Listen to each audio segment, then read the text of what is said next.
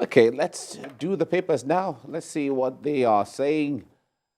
And we'll begin with this Nigeria. This Nigeria says subsidy.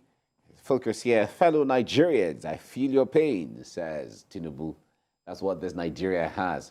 Now, subsidy, fellow Nigerians, I feel your pain, says Tinubu. That's the president.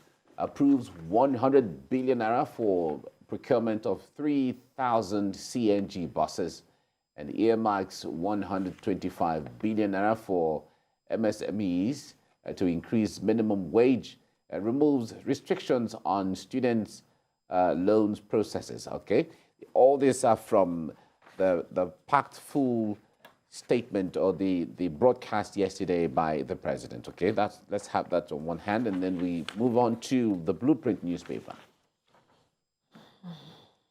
Blueprint newspaper says the federal government saved over 1 trillion naira from fuel subsidy in 2 months. Tinubu is saying this. Federal government saved over 1 trillion naira from fuel subsidy in 2 months. Says new minimum wage palliatives coming, right? Removes restrictions on students' loans to distribute 3,000 buses to states. Okay, all this you see on the front page of Blueprint newspaper. The Nigerian News Direct is next. And fuel subsidy removal is the focus here. Elites fight back to retain illicit profits. All right? Elites fight back to retain illicit profits. President Tinubu is saying this. Okay? This is what you see on the front page of the Nigerian News Direct. And the Nation newspaper, subsidy pain. Tinubu rolls out relief package. On subsidy pain, Tinubu rolls out relief package. That's what you see on the front page of the Nation newspaper. President outlines measures to, lift the economy, where others hail presidential plan. Okay, all that you see on the front page of the Nation newspaper, Kemi. Right. The president's address on Monday is also reflected across all the papers I have with me. On The Guardian, the President Tinubu is quoted there justifying reforms, unveiling a 500 billion naira package to ease pains on Nigerians. That's The Guardian there on talking about the 500 billion naira package for Nigerians. On Business Day, we see President Tinubu outlining 125 billion naira for MSMEs to ease economic pain, 1 million nano businesses to get 50,000 naira each, 100 billion naira for 3,000 CNG fueled mass transit buses, and more than 1 trillion naira saved after the petrol subsidy removal. That's all on the Business Day. On Daily Trust, Labour, on the other hand, faults Tinubu's broadcast, insists on tomorrow's protest. But the president is also reported saying will intervene on other policies if necessary. That's Daily Trust. Now bringing up the issue of Labour's position, insisting on a nationwide protest on Wednesday. On the Daily Independent, fuel subsidy removal still. Despite federal government's assurances, Labour insists on strike and protest, while aviation and railway unions join NLC planned action. Senate, on the other hand, appeals to Labour and moves to intervene. Finally, is the leadership caption. The big story there is captioned hardship. President Tinubu begs for understanding. Labour insists on strike. Mike. Okay. Now let's look at some of these issues. Yesterday, you recall that during the program in the morning, we had broken the news of the president, the broadcast that was supposed to take place by 7 p.m. And everyone was looking forward to it. And then eventually, at 7 o'clock, it happened.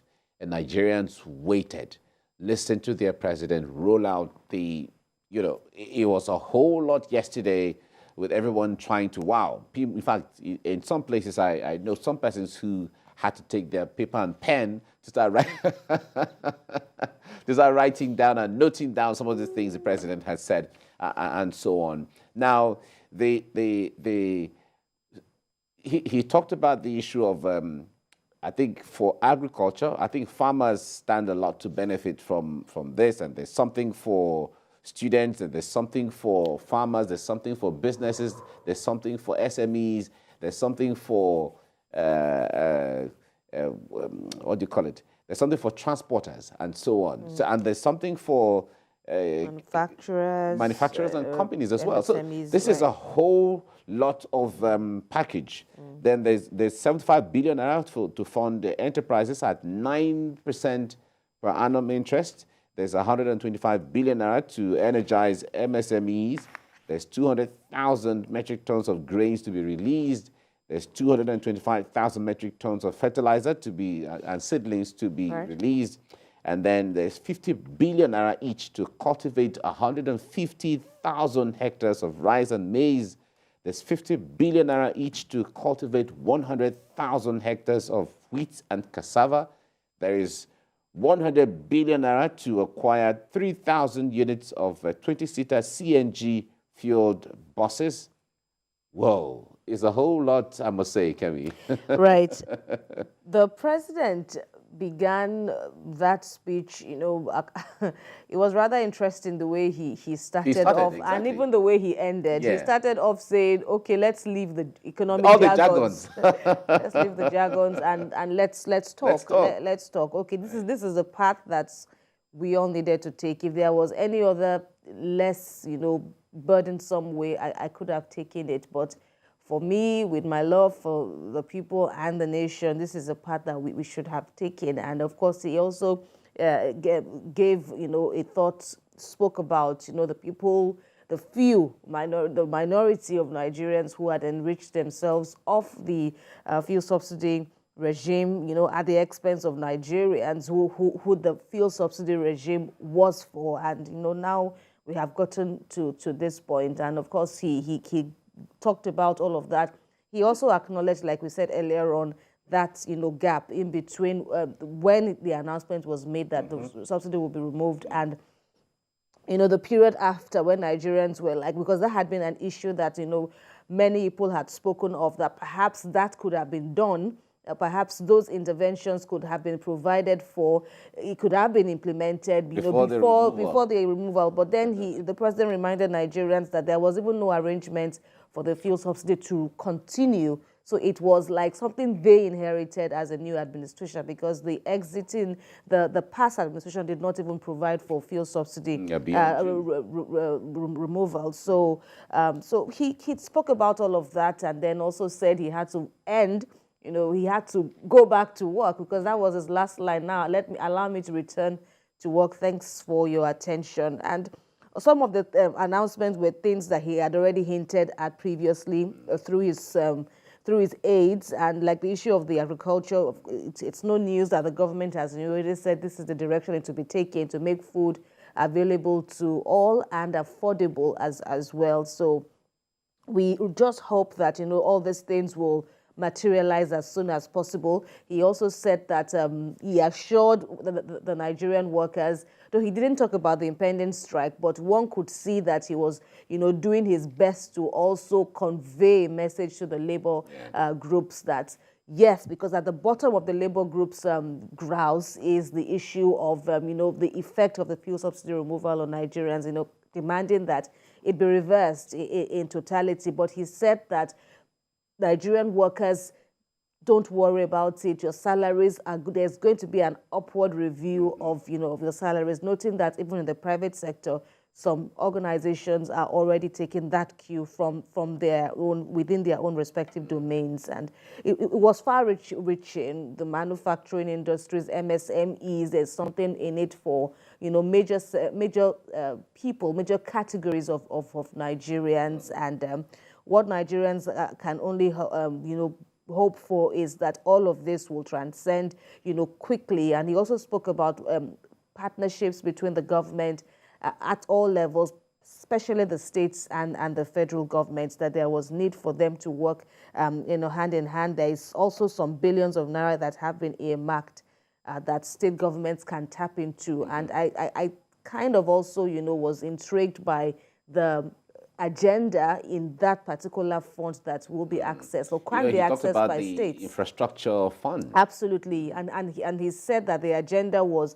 to make our state governments, you know, more prosperous and more able to withstand the shocks that may come instead of them waiting, for allocations, regularly. They should be able to also, make some, raise some income, some much needed income to give them, more leverage to handle the challenges within their states. Exactly. And there's also the issue of the conditional transfers, which will still be made, and that will be unveiled as we get along. But that is also a lot of the civil society organizations are calling on government that is not, if that has to be done, then there has to be some level of higher transparency away from what used to be. Of course, there are some Nigerians, the poorest of the poor, who get these things, but for there to be assurance and transparency and letting Nigerians know that if we say we are giving 1,000 naira to anyone or 50,000 or 100,000 to anyone, the thing actually got to the person, then the names of those persons, where they are, the regions and the states, should be published at national dailies for Nigerians to know that these are the people who benefited from the conditional transfers that have been made. Of course, the point there is monies can't be transferred to the 220 Nigerians, the 220 million Nigerians. Monies can be transferred to all of them.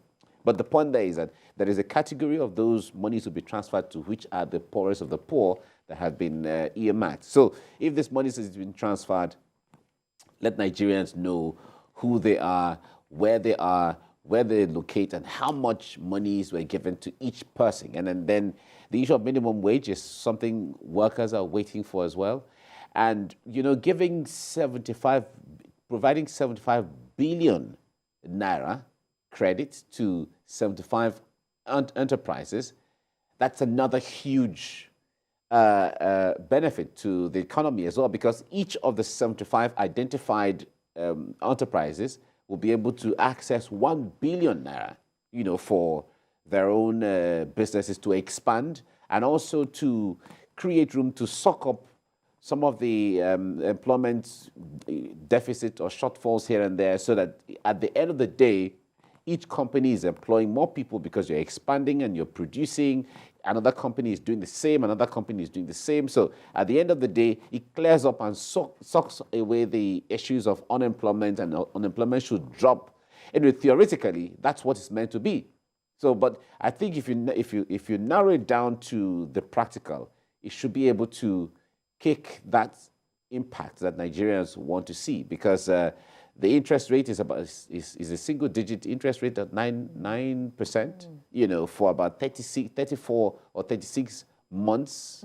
That's for the SMEs. That's for the SMEs. Absolutely. But for the enterprises, it's about 60 months. That's an amazing. Right. And we've also been, tracking the position of Labour even before the president's address, and we understand that the meeting between Labour and the federal government ended just at the point when the president was about to make his address or so. And of course, the indication was, let everybody go back and let's hear firsthand what the president has to say, because definitely it would